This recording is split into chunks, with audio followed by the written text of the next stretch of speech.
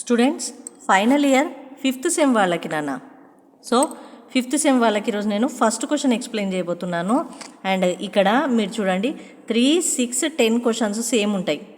First 7th question same, second 9th question same, and 5th 9th question same. నేను explain చేస్తాను ఇవి. అంటే ఏంటంటే ఇప్పుడు ఫస్ట్ క్వశ్చన్ లెసన్ ఇంట్రడక్షన్ ఉంటుంది, పోయెట్ ఇంట్రడక్షన్.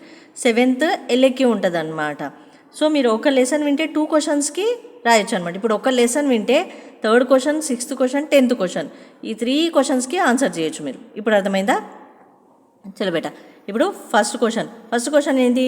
గండాదేవ్యాహ పరిచయం లిఖత. అంటే పోయెట్ ఇంట్రడక్షన్ రాయాలి మీరు అక్కడ. అదే రాయాలి. ఒకటే చూపిస్తాను నేను పోయెట్ ఇంట్రడక్షన్. ఒక్క పోయెట్ గండాదేవి అని ఆమె ఇంట్రడక్షన్ అన్నమాట.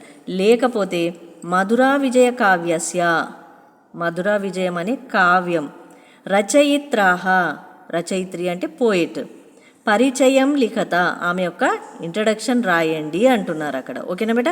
అర్థమైందా? ఇలా వచ్చిన క్వశ్చన్, ఇలా వచ్చిన సేమ్ ఆన్సర్ అనమాట.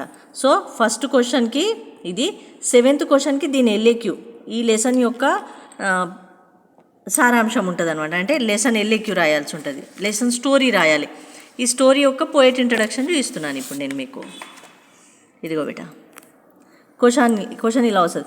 మధురాపదేశ పాఠ్యాంశ కవయిత్రి ఉద్దేశం లిఖత, కవయిత్రి గండాదేవి పరిచయం లిఖత, మధురా విజయ కావ్యస్య వైశిష్ట్యం సంక్షేపణ లిఖత. ఇలా వస్తుంది. పోయిట్ ఇంట్రడక్షన్ రాయండి అని ఈ 3 క్వశ్చన్స్లో కానీ నేను చూపించిన క్వశ్చన్ కానీ వస్తుంది. ఏది వచ్చినా ఇదే పోయిట్ ఇంట్రడక్షన్ రాయాలి. ఓరుగల్లు వరంగల్ రాజకుమార్తె అయిన గండాదేవి 14వ శతాబ్దం యందు విజయనగర సామ్రాజ్యంన మహాకవయిత్రిగా ఖ్యాతి చెందినది. ఈమె గంగాంబిక కూడా అని కూడా పిలువబడుచున్నది. అంటే ఈమెను గంగాంబిక అని కూడా అంటారనమాట, గండాదేవి అని ఆమెను. క్రీస్తు శకం 1336వ సంవత్సరంలో హరిహరరాయ, బుక్కరాయ అన్న సోదరులు విజయనగర సామ్రాజ్యంను స్థాపించిరి. వారి తర్వాత బుక్కరాయల యొక్క కుమారుడు వీరకంపరాయలు రాజ్య పదవిని అలంకరించను. ఇతనినే గంగాదేవి వివాహమాడెను. ఈ వీరకంపరాయలు యొక్క భార్య అన్నమాట గంగాదేవి. విద్యాభ్యాసం మనే ఎడ్యుకేషన్.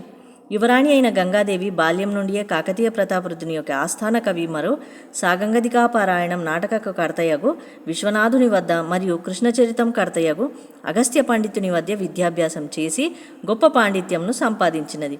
ఈమె గురువులు విశ్వనాథుడు, అగస్త్య పండితుడు అని అక్కడ చెప్తున్నారనమాట మనకు పోయిట్ ఇంట్రడక్షన్లో. గంగాదేవి వీరరస ప్రధానమైన 9 సర్గలతో కూడిన మధురా విజయం అను కావ్యంను రచించెను. ఈ కావ్యమునకే వీరకంపరాయ చరితం అని మరి ఒక పేరు కలదు. ఈ కావ్యమునందు కథానాయకుడు గంగాదేవి భర్తయగు వీరకంపరాయలే.